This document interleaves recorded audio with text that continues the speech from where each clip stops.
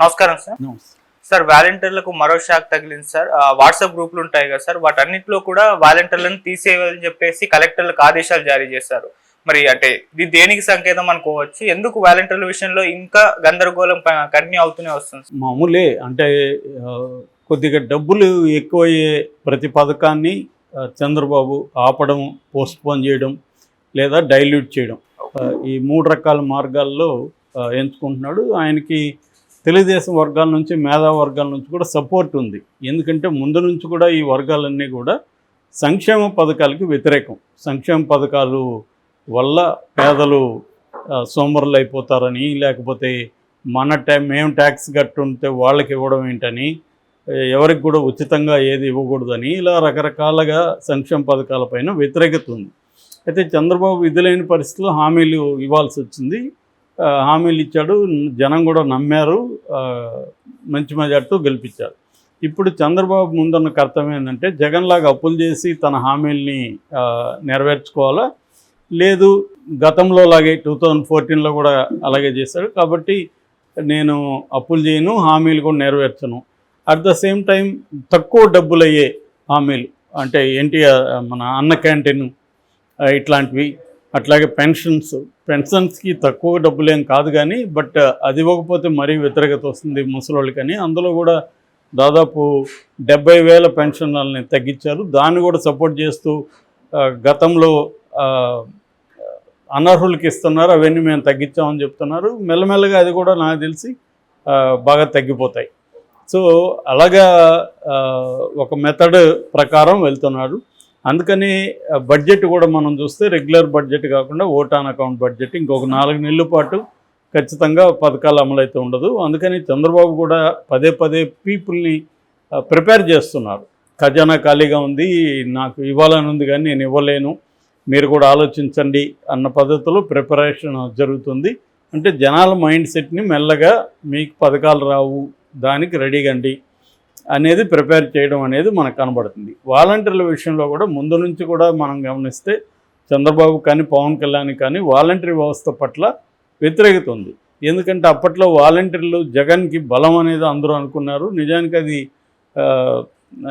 వివిధ పద్ధతుల్లో బలహీనం అనేది తర్వాత తేలింది. ఎందుకు బలహీనం అంటే జగన్ వాలంటీర్లు నమ్ముకొని స్థానిక వైసీపీ నాయకత్వంతో ఎప్పుడు కూడా సత్సంబంధాలు కంటిన్యూ చేయడం కానీ, వాళ్ళకి ఇంపార్టెన్స్ ఇవ్వడం కానీ జరగలేదు. అంటే ట్రెడిషనల్గా పవర్ సెంటర్స్గా గ్రామాల్లో ఉన్న వాళ్ళని పక్కన పెట్టేసి జగన్ ఏం చేశాడంటే ఒక కొత్త వ్యవస్థను తీసుకొచ్చాడు. ఆ వ్యవస్థకి అక్కడ పవర్ ఉండదు, వాళ్ళకి సంబంధాలన్నీ ఉంటాయి కానీ పవర్ అనేది ఎప్పుడైనా ఇంపార్టెంట్. పవర్ ఉన్న సెక్టర్ని కంప్లీట్గా జగన్ దూరం చేసుకున్నాడు. అది సొంత కులం రెడ్డి బ్యాచ్ కూడా జగన్కి దూరం అయ్యారు. అంటే విధి లేకుండా జగన్ని సపోర్ట్ చేసినప్పటికీ వాళ్ళు యాక్టివ్ పాత్ర తీసుకోలేదు. జగన్ మనకి ఇంపార్టెన్స్ అయినప్పుడు మనం ఎందుకు ఓన్ చేసుకోవాలని వాళ్ళు ఓన్ చేసుకోలేదు. అలాగే పవర్ ఎక్కడెక్కడైతే పవర్ సెంటర్స్గా ఉన్నాయో వాటిని పక్కన పెట్టడం అనేది జగన్ చేసిన ఒక తప్పిదం. సో చంద్రబాబు తెలుసు కాబట్టి మళ్ళీ అదే తప్పిదం చేయాల్సిన అవసరం లేదు. ఓన్లీ ఇప్పుడు వాలంటీర్లు పెన్షన్లు ఇస్తున్నారు. సో ఆ పెన్షన్లు వేరే రకంగా మనం ఇస్తే సరిపోతుంది, వాలంటీర్లని పీక్ పడేద్దాం అనేది చంద్రబాబు ప్లాన్. అయితే ఎన్నికల ముందు అవన్నీ చెప్తే మళ్ళీ వాలంటీర్ల నుంచి వ్యతిరేకత వస్తుందేమో, వాలంటీర్లు మనకి వ్యతిరేకంగా ఓట్లు వేయిస్తారేమో అన్న భయంతో ఏముంది ఒక హామీ ఇస్తే పోతుందని 10,000 ఇస్తానని చెప్పేశాడు. సో ఇప్పుడు దాన్ని రకరకాల పద్ధతిలో డైల్యూట్ చేయడానికి మెల్లమెల్లగా ట్రై చేస్తున్నారు. ఒకటేమో రిజైన్ చేసిన వాళ్ళకి అందరికి ఇవ్వను అనేది ఫస్ట్. సో రిజైన్ చేయని వాళ్ళకి ఇస్తాను అని. సో అది ఫస్ట్ స్టెప్. నెక్స్ట్ స్టెప్ ఏంటి, వాళ్ళకి ఎడ్యుకేషన్ అండ్ ఏజ్ క్వాలిఫికేషన్ని పెట్టడం. సో మినిమం డిగ్రీ ఉండాలి అని చెప్పడం, that is second step. Third step ఏంటి, వాళ్ళ పరిధిని పెంచడం. ఇంతకుముందు ఒక వాలంటీర్ 50 ఇండ్లకు ఉన్నారు, ఇప్పుడు ఒక గ్రామానికో లేకపోతే 2 గ్రామాలకో కలిపి ఒక వాలంటీర్ని పెట్టడం అనేది నెక్స్ట్ స్టెప్.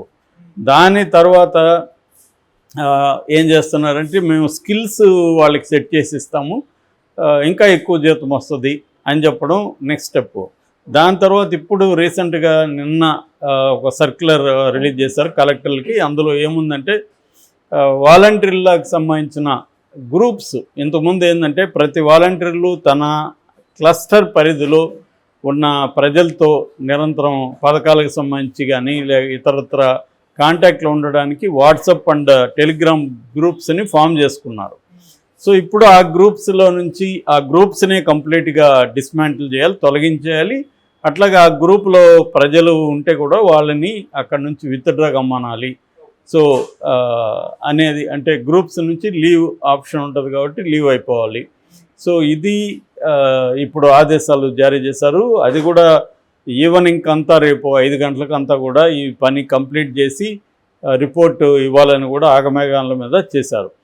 యాక్చువల్గా ఏంటంటే మనకి ఎలక్షన్ కోడ్ రాగానే వీళ్ళ దగ్గర నుంచి వాలంటీర్ దగ్గర నుంచి ఫోన్లు కానీ లేకపోతే బయోమెట్రిక్ ఇది కానీ అవన్నీ తీసేసుకుని ట్యాబులు కావచ్చు, ఫోన్లు కావచ్చు అన్నీ కూడా సచివాలయాల్లో సరెండర్ చేయమని చెప్పారు. సచివాలయాల్లో సరెండర్ చేసేసారు.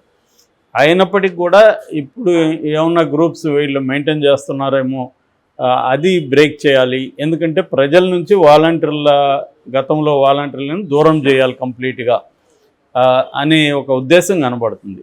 అంటే వాలంటీర్లని కంటిన్యూ చేసే ఉద్దేశం ఏ రకంగా లేదు. ఇది ఒక కొత్త షాక్ అని చెప్పాలి. ఇంకా కొన ఆశ అంటారు కదా, చివరి ఆశ, అటువంటి దింపుడుకెళ్ళం ఆశ అంటారు. అంటే శవం మధ్యలో వెళ్తుంటే మధ్యలో దింపుతారు, ఏమన్నా ప్రాణం వస్తుందేమో అని. అట్లాంటి ఒక దింపుడుకెళ్ళం ఆశలో వాలంటీర్లు ఉన్నారు. దాన్ని కూడా నిన్న బ్రేక్ చేశారు. ఆ ఆశ కూడా లేదు. అంటే ఇక 7వ తేదీ నిర్ణయం తీసుకుంటామని చెప్తున్నారు. 7వ తేదీ కూడా నాకు తెలిసి ఏం నిర్ణయం తీసుకుంటారంటే ఈ వాలంటీర్ల వ్యవస్థని కంటిన్యూ చేయము, బట్ వాలంటీర్లని మేము ఇబ్బంది పెట్టము, వాళ్ళకి ఇంకా మంచి స్కిల్స్ అవన్నీ ఇచ్చి వాళ్ళకి 40,000 జీతం వచ్చేటికి చేస్తామని చెప్తారు. అది కూడా ఇప్పుడు ఏమి స్కిల్స్ ఇమీడియట్గా ఏం నేర్పిస్తారు వీళ్ళు? గవర్నమెంట్ స్కిల్ సెంటర్స్, మాకు ఎన్జిఓ ఉంది, మా వైపు నడుపుతుంది, మేము స్కిల్స్ ట్రైనింగే చూస్తున్నాం. గవర్నమెంట్ స్కిల్స్ అనేవి ఎంత ఘోరంగా ఉన్నాయి ఇప్పటికీ చూస్తున్నాం. ఇప్పటికి కూడా ఇండియాలో ఏంటంటే ప్రైవేట్ సిఎస్ఆర్ ద్వారా వచ్చే స్కిల్సే క్వాలిటీ ఉంటున్నాయి. గవర్నమెంట్ స్కిల్స్ అనేవి క్వాలిటీ లేవు. ఏదో వాళ్ళు నామకే వాస్తే జరుపుతున్నారు ఇప్పటికి కూడా. సో అందువల్ల వీళ్ళు పెట్టే స్కిల్స్ ఏ స్థాయిలో ఉంటాయి? వాళ్ళకి 40,000 జీతాలు ఇమీడియట్గా రావు. ఎక్కడి నుంచి వస్తాయి? ఇప్పుడు ప్రైవేట్ కంపెనీ వాళ్ళు అనేది స్కిల్స్, ఇప్పుడు మనం కెమెరామెన్ తీసుకోవాలి, కెమెరామెన్ స్కిల్ లేకుండా మనం ఎందుకు తీసుకుంటాము? ఒకవేళ తీసుకున్న వాళ్ళకి ఎందుకు 40,000 జీతం ఇస్తామా? ఏం కదా. సో అదే జరుగుతుంది ప్రతి చోట కూడా. కాబట్టి ఇదంతా ఏంటంటే ఒక ప్లాన్ ప్రకారం తను ఇచ్చిన హామీలన్నింటినీ తెగనరుక్కుంటూ వస్తున్నారు. అట్లాగే జగన్ గతంలో ఉన్న పథకాలన్నింటినీ కూడా పక్కగా పెట్టేసుకొని వస్తున్నారు. ఇది ఒక ప్లాన్ ప్రకారం చంద్రబాబు చేస్తున్నాడు. సో తను ఏంటంటే తన గ్రిప్ కంప్లీట్గా ఉండాలి, తను అనుకున్న పద్ధతిలో పరిపాలన కానీ సంక్షోభాన్ని కానీ తీసుకెళ్లాలనేది చంద్రబాబు ప్లాన్. ఇక్కడ ప్రశ్న ఏంటంటే ఇది ముందు ఎందుకు మరి హామీలు ఇవ్వాలి అనేది ఇక్కడ ప్రశ్న. దానికి ఆన్సర్ కూడా ఆబ్వియస్. ఎందుకు ఇవ్వాలంటే గెలవాలి కాబట్టి ఇవ్వాలి. నేను చాలాసార్లు చెప్తుంటాను, లక్ష్యము బాగుండాలి, మార్గం బాగుండాలని గాంధీయన్ మెథడ్ ఇప్పుడు ఏ రాజకీయ నాయకుడు కూడా పాటించట్లేదు. లక్ష్యము కూడా బాగుండాలంటే ప్రజలకు ఉపయోగపడాలనేది గాంధీయన్ ఫిలాసఫీ. కానీ ఇవాళ లక్ష్యం అనేది తనకు ఉపయోగపడాలి, మార్గం ఏ మార్గం అయినా పర్వాలేదు ఆ లక్ష్యాన్ని చేరుకోవడానికి అనేది ఇవాళ ప్రతి రాజకీయ నాయకుడు చేస్తున్నాడు. చంద్రబాబు కూడా అదే పద్ధతిలో వెళ్తున్నాడు. చంద్రబాబు గతంలో 2014 నుంచి 19 కూడా అనేక హామీలు ఇచ్చాడు, చేయలేదు. మరి మళ్ళీ ఎందుకు జనం ఓట్లేసి గెలిపించారంటే వాళ్ళకున్న ఆశలు. సో ఎప్పుడైనా జనం ప్రైవేటు వ్యక్తుల చేతుల్లో కానీ రాజకీయ నాయకుల చేతుల్లో కానీ ఎందుకు మోసపోతుంటారంటే వాళ్ళకి ఆశ ఉంటుంది, ఎవరైనా వచ్చి మనకేమైనా హెల్ప్ చేస్తారేమో అని. సో జగన్ కంటే ఈయన ఎక్కువ ఇస్తానన్నాడు కదా అని వేశారు వాళ్ళు. సో కాబట్టి ఇప్పుడు నష్టం ఖచ్చితంగా వాళ్ళకి. ఆల్రెడీ మన వీడియోల కింద కూడా చాలామంది తెలుగుదేశం వాళ్ళు కూడా కామెంట్లు పెడుతున్నారు, సార్ మా ఇండ్లల్లో పిల్లలు ఉన్నారు, వాళ్ళకి వస్తుంది అనుకొని ఓట్లేసాము, మాకు ఈసారి రాలేదు అనేది చెప్తున్నారు. ఆల్రెడీ వ్యతిరేకత అయితే జనంలో మొదలైంది. కానీ చంద్రబాబుకున్న అండర్స్టాండింగ్ ఉంటే వీళ్ళ ఈ వ్యతిరేకత అంతా ఏం కాదు, లాస్ట్ 1 ఇయర్లో మళ్ళీ మనం మ్యానిపులేట్ చేయొచ్చు అన్న ఒక భరోసా చంద్రబాబులో ఉన్నట్టే కనబడుతుంది. అందుకని ఎంత వ్యతిరేకత వచ్చినా వీటి పట్ల అయితే క్లియర్గా ఆయన ఒక ప్లాన్తో ముందుకెళ్తున్నాడు. దానికి తగినట్టుగా మొత్తం ఆయనకి సపోర్ట్ సిస్టమ్స్ ఉన్నాయి కాబట్టి మీడియా కావచ్చు, తన ఇన్ఫ్లుయెన్సర్లు కావచ్చు, సోషల్ మీడియాలో కూడా కావచ్చు, ఇదంతా కూడా సపోర్టింగ్గా ఒక నెరేటివ్ని తయారు చేసుకొని వెళ్తున్నారు.